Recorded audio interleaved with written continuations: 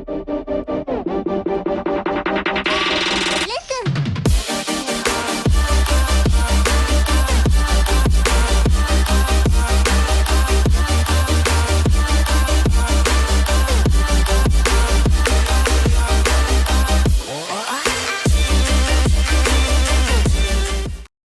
here we are. Welcome to InstallerSHOW 2025. We are coming to the end of day one. It's been a long day, but I will say a fruitful day nevertheless. The second part of this day has been talking about our newly introduced AiM Accreditation, Accredited Installation Method Certification that we launched last year. And in particular, today we're talking to those people that have played a significant part in that. Earlier on, we spoke to Paul Everett, who is our assessor. And I'm absolutely delighted to be speaking to Ian today, who represents one of the very first independents to come through that process. So, Ian, welcome. Thank you. How are you? I'm good, I'm good. How's business? Could be better, but we're all right. It could be better. Well, look, I think first and foremost, mate, congratulations on getting through that process. You know, AiM, like most of the things that we do, are not designed to be easy, but they are designed to be effective. And, you know, I think I take my hats off you for two things. Number one, you put your hand up and said we wanted to be part of it. And, you know, in doing so, you're leading the way, I think, for a lot of people, especially north of the border, which I know you're passionate about. We'll come on to that in a minute. But also because, you know, we're learning and you're part of something that we're trying to build as we go. And I want to thank you for your support in helping us to develop that. That's going to be important for generations to come, I'm sure. Absolutely. Tell me a little bit about business then, Ian. So, you know, where you're from, what part of Scotland are you operating from, and tell me, what do you do? We've got two showrooms based in the outskirts of Glasgow, both ways.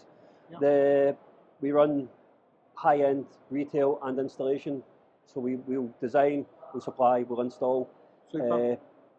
I've came from an installation background, so moved into retail about kicking on 10 years ago now. Okay, interesting move. We'll come on to that though. That's good. Yeah, okay. So different, very, very different from. So I can see things from probably every perspective in terms of AiM, because we not only look at installation, but we look at the business, the retail side as a whole, and how staff are treated, how we bring on staff, how we bring on. It's interesting you mentioned that you come from this sort of installer background and then moved into retail. It's something that we're seeing more and more often now, and I know there's one or two, including one of our partners here, actually MHK, who have almost put a sort of a business in a box kind of idea to support installers to make that transition. Sure. Why did you do that then? Why did you decide I think that is natural progression for installers. I think every installer thinks one day I want a showroom. Right. Then they get a showroom and they think, what do I do with this? Why did I do that? But it's always been something I wanted.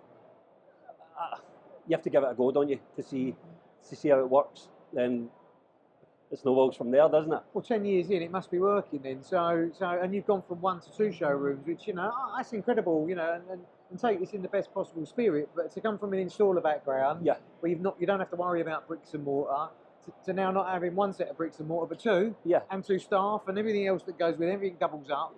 You know, again, some real kudos for you for doing that. Is it working for you? You know, what you enjoying? Absolutely. Do I enjoy it? Yeah. No, I think you must do. Yeah, you know, you must do. I think when it's good, it's good. Yeah. When it's tough, it's very tough. You know, and I think the industry's it's always been that way. It's always. Listen, I've been in this game maybe 25 plus years. And the Scottish, I mean, yeah, it's fair to say they can be a tough audience, right? Their expectations are quite high.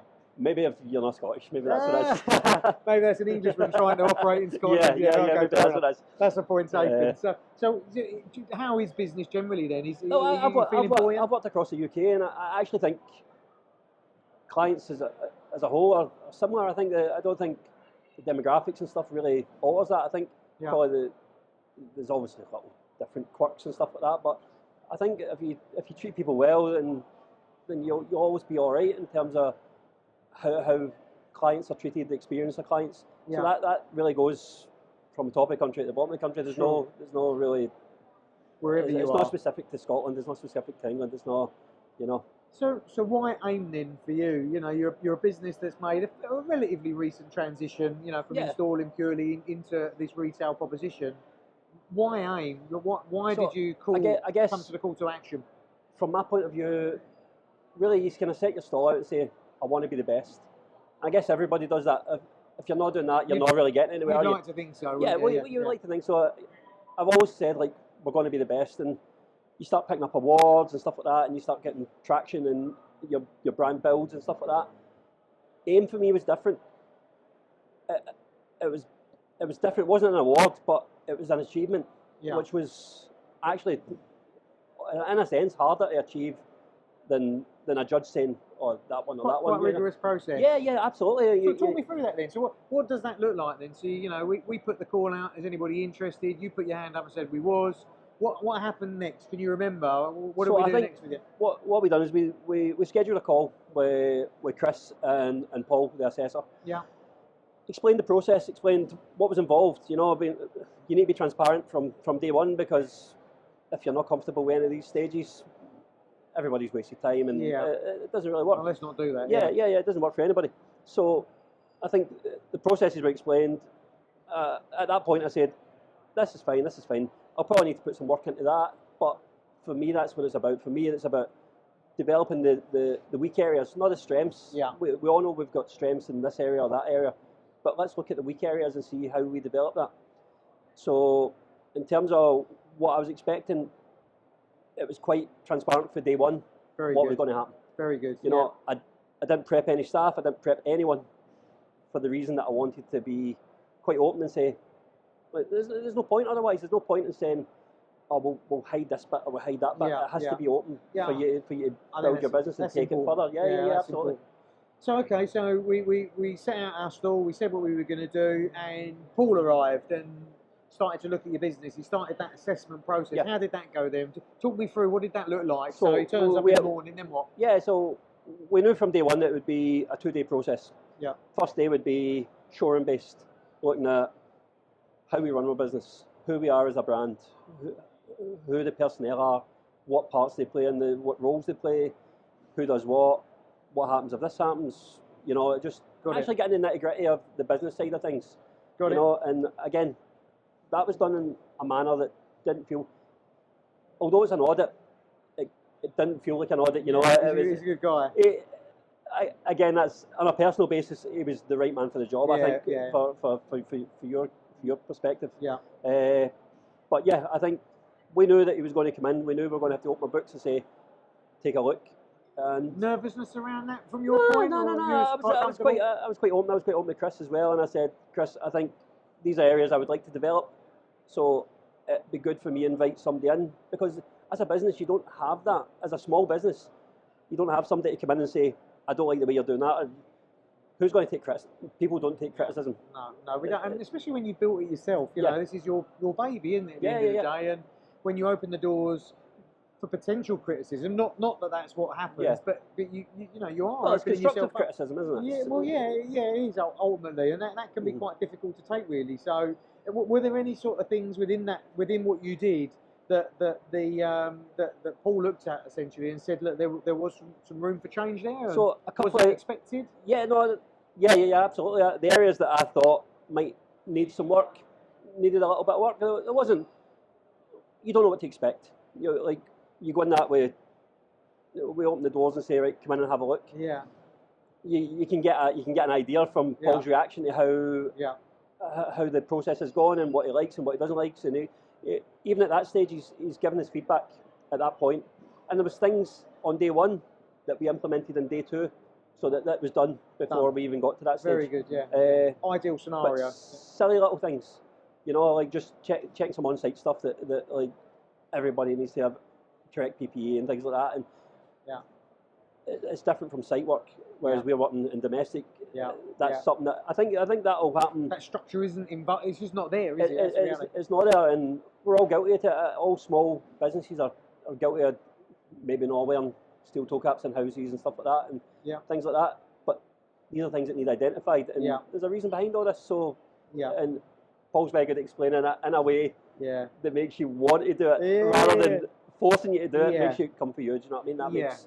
I mean, ultimately, and the appointment of Paul was an incredibly important sort of ingredient, and Paul will become 2 or 3 or 4 over time as we grow, and it's important that Paul plays a big role in developing those new assessors that come on board. Definitely. But certainly from my perspective, the whole point of AiM is to help and guide you through, retailers or main contractors through what is a fairly complex process. And it is, legislation's changing, customer expectation is changing.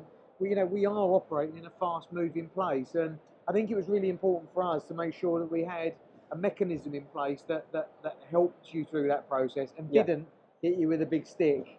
And it's really important and it's comforting for me that you didn't feel that was the case. Yeah, but I mean, you about a process or assessment that was kind of one size fits all. Initially, yeah. So, but it's good that we're all having to go to the same standards. So you look at the likes of Wix that have just been accredited. Yep. So therefore they have to pass the same assessment as us. They do. And that works. It shouldn't be a one for you and one for you, because then it doesn't work. It needs to be a one for all. Yeah. And I guess there's different elements that you might need to tweak and things like that. But it's good that it works across the board. And I think it's worked pretty well. You'll obviously make amendments as things go on and things like that. But I think as a first run, I think it worked pretty well. Do you know what? For me, standardisation is really important. Whether you're talking about a high-end kitchen boutique that, average order value will be £100,000, or whether you're looking at a volume business, a national volume business that is, selling kitchens for £10,000, I think having a standardised process for delivering an installation service, I think is key. Yeah. And it doesn't matter whether you're, top end, bottom end, somewhere in the middle, volume, no volume, local, national, regional. It doesn't actually matter. The method, I'm not even to say it right now, it's been a long day, but the method of actually delivering installations should be fairly consistent, I would say. I think what worked really well as well is, I don't want to speak about other schemes, but there's certainly other industry trades bodies and stuff like that in place. Yeah. That'll give you awards and give you accreditations and stuff like that. But having somebody physically in front of you and actually looking at what you're doing, actually taking the time. Paul done it in a manner where he was interested, It wasn't just a box ticking exercise. Yeah. He sat down, we spent 2 days together, and he asked questions, and he asked the right questions. Pertinent questions. Yeah. And he took a lot from it and built a report essentially back to us to say, okay, we like this part, we don't like that part, and that's not about opinion, that's about fact, that's about this needs to be done. And I think that's where small businesses really need to be looking. Don't be caught in that little safe bubble where you think that you're, because we're all guilty of it. We all operate in bubbles. I think you'll get left behind. I think that's my feeling in terms of growing your business without having somebody actually look at it independently and actually assess it. And that, for me, that was the motivation. Yeah, you're potentially missing the trick there, and that's a really good point. So, okay, so we've gone through that process. Paul's come out. You've had good conversations. You've managed to develop at pace. You then get a special invite to London. Tell me about your day. So that was a long day. That was a lot. It was a very long day for you, wasn't it? It was ridiculously long. That's for a bar conversation.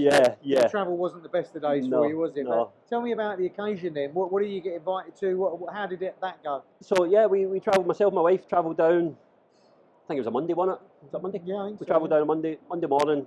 Invited to Parliament where we met Calvin, who's your. He's a good guy, Calvin Bailey. Yeah. And to be fair, he invited some questions and we had a good chat.